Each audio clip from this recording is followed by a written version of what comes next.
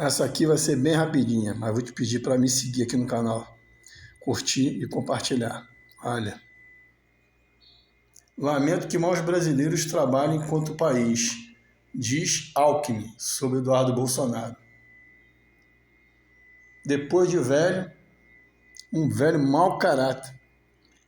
Falou mal do Lula, esculachava o Lula nos comícios dele, nas falas dele, agora está agarrado no saco do Lula.